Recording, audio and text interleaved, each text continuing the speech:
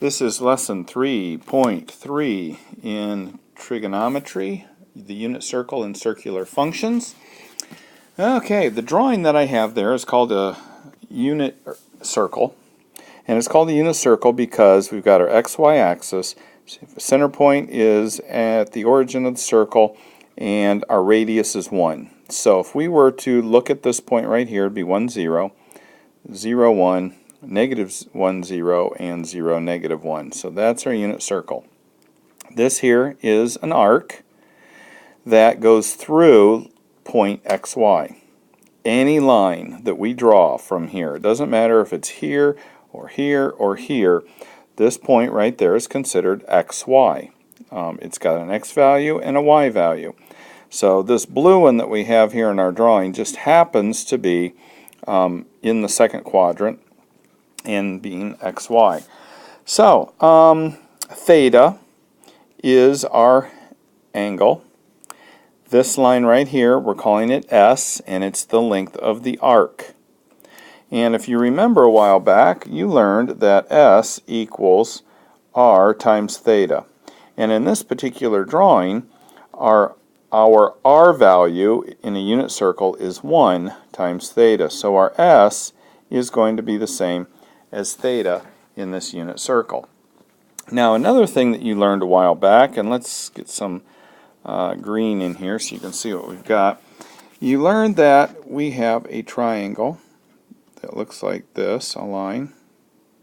And when we're trying to find the sine, cosine, tangent of this particular angle, remember we look at this angle here. And hopefully you also remember that this length here is y, and this length here is x, and this is r. So if we're trying to find the sine of theta, and we just said the sine of theta is the same as s, so I'm going to call it the sine of s, that is going to be equal to the opposite over the hypotenuse, which is the opposite right here in this angle here is my y, and that's going to be over my hypotenuse, which is r, and I'm going to say that's equal y over, and what did we say the radius was? 1. So y. So the sine of s is y. And that, if you look at the circular function table, that's what the first one is. Sine of s is y. And we can prove that the cosine of s is x and the sine of s is y, or the tangent of s is y over x, etc. But I'll let you kind of do that on your own. So now I want you to look at the picture on the top of page 109. So again, this is a unit circle. And if you notice, if we draw a line from here to here and down, and this is a 60-degree angle, this angle right here, and a 60-degree angle, if you remember right, this is 1, this is 2, this is the square root of 3. So this point right here, we said that the sine is sine of s equals y, and we also said that the cosine of s equals x. We have something crazy that goes on because my x value and my y value in this graph, okay, remember every point on an xy graph is shown with an x value and a y value. We go over x, up y, and that gives us a point. So this is our coordinate system. Well, if x is equal to cosine of s, I can draw s, or x, as the cosine of s instead of x, and I can write the sine of s instead of y. So cosine of s, sine of s is the same as writing this here. Alright, so let's look at my green angle over here. Look at my 60-degree angle. The cosine of s, the cosine of this angle right here, is going to be, okay, let's do it in white cosine of S is adjacent over hypotenuse, which is 1 over 2. That's where they got 1 over 2 right here. The sine of S equals opposite over hypotenuse, which is the square root of 3 over 2, which is where they got this right there. So let's just review this again. The two coordinates xy is the same as the cosine of S, sine of S. And we do our cosine and we do our sine using adjacent over hypotenuse and opposite over hypotenuse. And these are the two coordinates that would go right there. So if we drew a 60-degree angle, the point that it went through this unit circle would be over, come on, let's see if I can get this to work right. Okay, over 1/2. Even though we drew a triangle that looks like this, in order to find this point, this is 1, and we went over 1/2, and we went up the square root of 3 over 2. That's how long that is. Okay, so to get to that point, even though our triangle is a 60-degree triangle with 1, 2, square root of 3 length, when we that's just the ratio, 1, 2, square root of 3. But when we put it on this particular circle, this point here, we had to go over 1/2, up square root of 3 over 2. And gosh, I don't know if this will help to understand why in the world we have a point that's 1/2 square root of 3 over 2, because normally when you look at this, you go over 1, up square root of 3. So you would think this would be 1 square root of 3. But remember, these are ratios. And if you remember, we, a long time ago, had angles. In a 60-degree angle, we said this was x, this was 2x, and this was x square root of 3. So if this x were 1/2,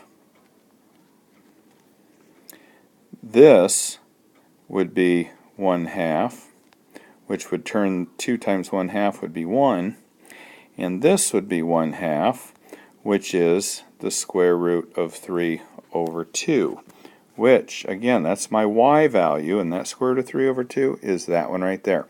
So we did use the 1, 2, square root of 3 lengths, but they were ratios. If this is 1, this is 2. If this is 3, this is 6. If this is 1/2, this is 1.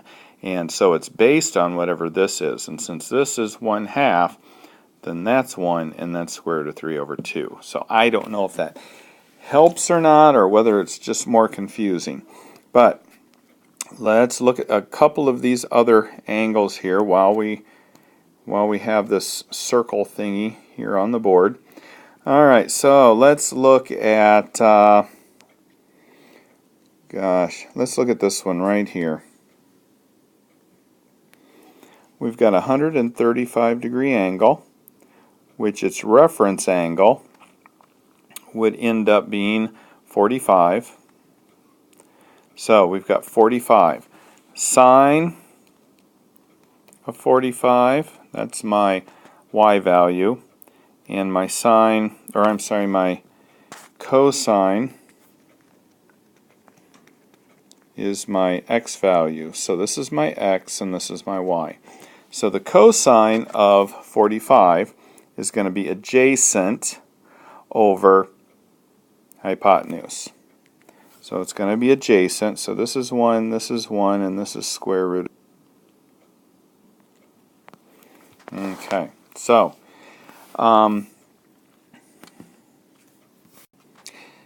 my cosine of 45 is going to be adjacent over hypotenuse, which with this triangle is going to be 1 over square root of 2, and we have to multiply top and bottom by square root of 2, so we get square root of 2 over 2, and because this is a -1, my adjacent is negative.